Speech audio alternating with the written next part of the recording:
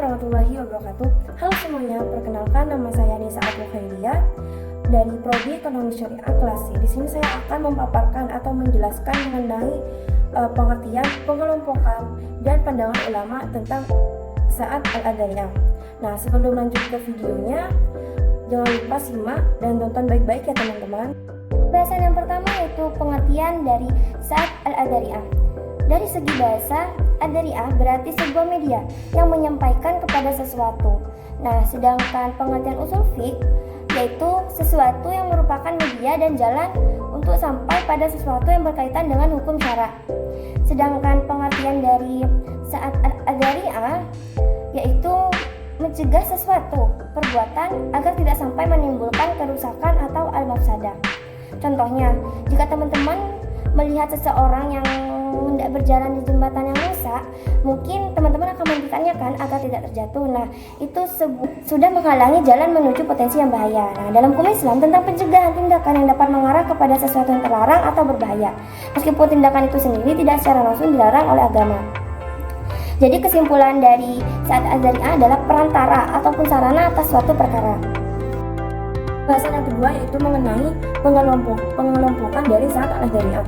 Yang pertama dengan memandang segi dampak yang ditimbulkannya. Yang kedua dalam memandang segi kerusakan yang ditimbulkannya. Yang pertama yaitu dengan memandang kepada dampak yang ditimbulkannya. Ibnu Qayyim membagi Dariyah menjadi 4 bagian. Yang pertama yaitu Dariyah pada dasarnya memang membawa kepada kerusakan seperti minuman yang memabukkan yang berdampak kepada kerusakan akal atau perbuatan zina yang berdampak kepada kerusakan tata keturunan. Nah, kalimat di atas yaitu beberapa tindakan meskipun tampak tidak berbahaya namun dapat menyebabkan masalah yang lebih besar seperti minuman alkohol yang dapat menyebabkan kecelakaan atau keracunan, atau zina, hubungan seksual terlarang yang dapat menyebabkan kehamilan dan menyebabkan penyakit. Tindakan ini dianggap Dariyah karena merupakan jalan menuju masalah yang lebih besar. Yang kedua, Dariyah ditentukan untuk sesuatu yang mubah, namun ditunjukkan untuk perbuatan buruk yang merusak baik disengaja, seperti nikah muhalil atau mencaci sesembahan agama lain. Nikah muhalil yaitu pernikahan sementara dengan tujuan yang menjadikan sesuatu yang haram menjadi halal. Pernikahan tersebut merupakan perbuatan yang sah, namun jika dilakukan dengan tujuan menghalalkan hubungan yang haram, maka pernikahan tersebut dianggap Dariyah untuk sesuatu yang membahayakan. Yang kedua, mencaci sesembahan agama lain. Meskipun mengekspresikan keyakinan sendiri pada umumnya diperbolehkan, namun menghina agama lain dengan sengaja dapat menyebabkan konflik dan bahkan perpecahan. Dalam kedua kasus di atas, tindakan itu sendiri tidaklah salah, tapi niat dibaliknya dan konsekuensinya yang mungkin timbul menjadi Dariyah untuk menimbulkan keburukan. Yang ketiga, Dariyah yang semula ditentukan untuk mubah tidak ditujukan untuk kerusakan, namun biasanya sampai juga kepada kerusakan, yang mana kerusakan itu lebih besar dari kebaikannya, seperti seorang perempuan yang baru ditinggal oleh seorang suaminya atau dalam masa iddah. Kalimat di atas terkadang melakukan sesuatu yang biasanya tidak apa-apa dapat menyebabkan masalah yang lebih besar. Yang keempat, Dariyah semula ditentukan untuk mubah, namun terkadang membawa kerusakan, sedangkan kerusakan yang lebih kecil dibanding kebaikan. Contoh, melihat wajah perempuan saat dipinang. Nah, terkadang hal ini yang biasanya baik-baik saja bisa memiliki sedikit sisi buruk, tetapi sisi baiknya lebih banyak daripada sisi buruknya.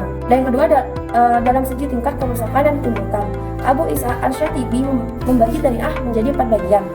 Yang pertama, Dariyah yang membawa secara pasti, seperti seseorang yang menggali lubang di tanah sendiri, namun di dekat pintu seseorang, otomatis orang itu kan akan terjatuh ke lubang tersebut. Nah, yang kedua, Dariyah yang membawa kepada kerusakan, seperti menjual anggur kepada pabrik pengolahan minuman keras atau menjual pisau kepada penjahat yang sedang mencari musuhnya. Yang ketiga, Dariyah yang membawa kepada perbuatan terlarang, seperti jual beli kredit. Mengapa jual beli kredit menjadi Dariyah? Karena jalan menuju tindakan tersebut dilarang oleh Islam. Meskipun jual barang pada umumnya diperbolehkan, penjualan kredit seringkali melibatkan bunga riba yang dilarang keras. Hal ini karena bunga dianggap tidak adil dan eksploitatif. Bahkan jika tujuannya bukan untuk mengeksploitasi, struktur penjualan kredit dapat mengarah pada situasi di mana bunga dibebankan sehingga transaksi tersebut menjadi haram. Yang keempat, Dariyah yang jarang sekali membawa kepada kerusakan atau perbuatan yang terlarang. Contoh, kita menggali lubang di kebun kita sendiri, itu kan otomatis orang kan jarang melalui lubang itu. Nah, meskipun ada kemungkinan kecil terjadinya bahaya, manfaat menggali lubang lebih besar daripada potensi risikonya. Itu adalah Dariyah yang tidak mungkin menimbulkan masalah yang berarti. Pembahasan ketiga yaitu mengenai pandangan ulama mengenai Sa'ad al-Adzari'ah. Yang pertama yaitu ada Dzari'ah yang membawa kepada kerusakan secara pasti atau berat dugaan. Nah, akan tetapi menimbulkan kerusakan. Dalam hal ini juga ulama sepakat untuk melarang Dzari'ah tersebut. Mengapa demikian? Karena Dzari'ah yang berpotensi menimbulkan keburukan atau kerusakan baik secara pasti maupun dengan probabilitas yang kuat. Dalam hal ini juga para ulama sepakat bahwa perbuatan tersebut harus dilarang. Nah, dalam hukum Islam, tindakan yang pasti atau sangat mungkin menimbulkan bahaya dianggap terlarang meskipun tindakan itu sendiri tidak disebutkan secara eksplisit dalam Al-Quran atau hadis, karena hal ini potensi bahayanya terlalu besar untuk diabaikan. Yang kedua, Dzari'ah yang kemungkinan mendatangkan kemudaratan atau larangan. Ulama juga sepakat untuk tidak melarangnya, artinya pintu Dzari'ah tidak perlu ditutup ataupun dilarang. Demikian pula dalam hukum Islam, jika suatu tindakan memiliki kemungkinan kecil untuk menimbulkan bahaya, tetapi potensi manfaatnya lebih besar daripada risikonya, maka tindakan tersebut pada umumnya tidak dilarang. Pintu untuk tindakan tersebut tetap terbuka selama orang-orang menyadari potensi risikonya dan mengambil tindakan pencegahan. Dan terakhir, yaitu Dzari'ah yang terletak di tengah-tengah antara kemungkinan membawa kerusakan atau tidak membawa kerusakan. Mengapa demikian? Karena hal ini terdapat perbedaan pendapat di kalangan ulama.